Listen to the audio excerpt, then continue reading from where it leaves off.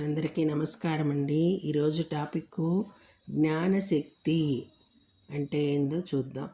ఈ సృష్టిలో జ్ఞానాన్ని మించిన శక్తి లేదు. జ్ఞానశక్తి మానవుడికి లభించిన మహావరం. ఏ యుగమైనా ఏ కాలమైనా జ్ఞానానికి గల మహిమ, జ్ఞానానికి గల గౌరవం అపారమైనవని వేద పురాణాలు ప్రత్యక్ష నిదర్శనాలతో ప్రతిపాదిస్తున్నాయి. జ్ఞానం మనిషిని మనిషిగా తీర్చిదిద్దుతుంది. సంస్కారం, సత్ప్రవర్తన, భూతదయ, పరోపకార బుద్ధి, ధ్యానశీలత మొదలైన సద్గుణాలతో మానవ జీవితానికి పరిపూర్ణత్వం, పరిపక్వత ప్రసాదిస్తుంది. అహంకారాన్ని, అల్పజ్ఞతను, అవివేకాన్ని పూర్తిగా హృదయం నుంచి దూరం చేస్తుంది. తపసోమ జ్యోతిర్గమయ అన్న సూత్రానికి అనంతమైన భాష్యం అభివ్యక్తం చేసే సులక్షణం జ్ఞానానికే ఉంది.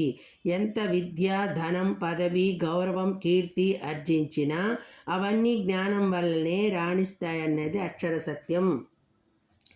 అధ్యయనం చేసిన కొద్దీ నేనెంత అజ్ఞానినో, నేనెంతటి అల్పజ్ఞానినో అన్న సత్యం తెలియవస్తోంది అన్న భావన జ్ఞానప్రాప్తికి తొలి సోపానం. అహంకార రూపంలో ఉన్న అజ్ఞానం జ్ఞానిననుకున్న విశ్వామిత్రుడికి, దుర్వాస మహర్షికి ఎంతటి అవమానం, ప్రాయశ్చిత్తం కలిగించిందో తెలిసిందే. జ్ఞానాలన్నిటిలోకి ఉత్తమ జ్ఞానం ఆత్మజ్ఞానం. ఐహిక వాంఛలను వదిలించుకొని ఆముష్మిక పదం వైపు వేలు పట్టి నడిపించుకుపోయే ఆత్మీయ బంధువే ఆత్మజ్ఞానం. నరుడు తన అవిజ్ఞతను తొలగించుకుంటున్న కొద్దీ జ్ఞానజ్యోతికి, ఆత్మజ్ఞాన పరంజ్యోతికి దగ్గరవుతుంటాడు. భగవంతునితో తనకు గల సంబంధం పెనవేసుకుంటున్న కొద్దీ భావశృంఖలాలు ఒక్కొక్కటే తెగిపోతుంటాయి. జిజ్ఞాసువుకు, ముముక్షువుకే అది సాధ్యం. అలా సాధ్యమైన తర్వాత ఆత్మజ్ఞానం సులువుగా సంప్రాప్తమవుతుంది. ఏండ్లు మీరినవాడు వృద్ధుడు కాడని, జ్ఞాన సంపదతో పరిపూర్ణత్వం సాధించిన వాడే వృద్ధుడని, అటువంటి వాడే జాతికి పద నిర్దేశకుడు కాగలడని ఆర్యోక్తి. మన దేశాన్ని ఎందరో రాజులు, రారాజులు పరిపాలించారు. వారిని మంత్రులైన జ్ఞానవృద్ధులే నడిపించారు. తిమ్మరసు, చాణక్యుడు ఆ కోవకు చెందినవారే.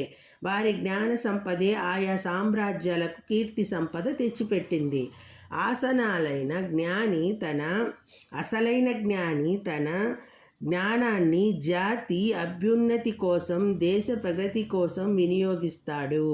తన జ్ఞాన సంపదను సర్వులకు పంచిపెడతాడు. జ్ఞాని పారమార్థిక తత్వ ప్రబోధమే తన పరమావధిగా, పరమవిధిగా గుర్తిస్తాడు. జ్ఞాని సలహాలు, సూచనలు మానవుడి మహోన్నత దిశకు ఎంతగానో ఉపకరిస్తాయి. సామాజిక సాంస్కృతిక విలువలకు వన్నెలు దిద్దుతాయి. ఆధ్యాత్మిక క్షేత్ర మూలాలను అవగతం చేసుకునేందుకు తోడ్పడతాయి. నేడు సమాజంలో జ్ఞానం పెరిగిన కొద్దీ దాన్ని అక్రమ ధనార్జనకు, అశాశ్వత సుఖ విలాసాలకు దుర్వినియోగం చేయడమే కనిపిస్తోంది. అలాంటి అకృత్యాల విషపు నీడల మేడలలో తిష్టవేసే జ్ఞానమే కాదు. జ్ఞానం అనేది చలమలోంచి ఊరుతూ వచ్చే తీయని నీటి ఊట. కోరిన కొద్దీ గురువు అచ్చమైన జ్ఞానమిస్తాడు. కనుక జ్ఞానప్రాప్తికి గురువే శరణ్యం. సద్గురువే పతి, గతి, సర్వస్వం. గీతలో జ్ఞానబోధ చేసి అర్జునుణ్ణి జాగృతం చేసింది పరమగురువు కృష్ణ పరమాత్మనేనని నమ్మినవాడు ఆ బోధ కేవలం అర్జునుడికే కాదు, అఖిల మానవ జాతికి అందిన అపురూప వరమని నమ్మక మానడు. అందుకే జ్ఞానానందమయం దేవం అని కీర్తిస్తున్నాం మనం. రామకృష్ణ పరమహంస, వివేకానంద, బుద్ధుడు, అరవిందుడు మొదలైన వారంతా లోక సంక్షేమార్థం, జ్ఞానార్జన కోసం తపస్సునాచరించిన వారే. వారి జ్ఞానార్హతలను అనుసరించి మనసు క్రమంగా పరిపక్వ స్థితికి చేరుకుంటుంది. జ్ఞానస్థితిని బట్టే నాస్తికుడు ఆస్తికుడు అవుతాడు.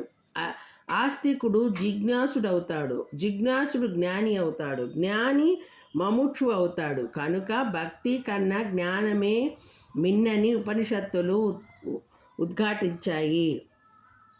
భగవంతుని సృష్టిలోని అణువణువున సర్వభూతాల్లోనూ దర్శించగలిగిన వాడే నిజమైన జ్ఞాని. జ్ఞానంతో సమానమైనదేదీ లేదని, కైవల్యం ప్రాప్తిని కలిగించేది జ్ఞానమేనని గీతావాక్యం చెబుతోంది. సృష్టి అంతా ఆధ్యాత్మిక భావనా కేంద్రమని అర్థం చేసుకోగలిగిన వాడే జ్ఞాని. ముక్తి ప్రదాత జ్ఞానశక్తే అని గ్రహిస్తే చాలు, మనకు జ్ఞానవరం లభించినట్లే. సర్వం శ్రీకృష్ణార్పణమస్తు. Thank you all.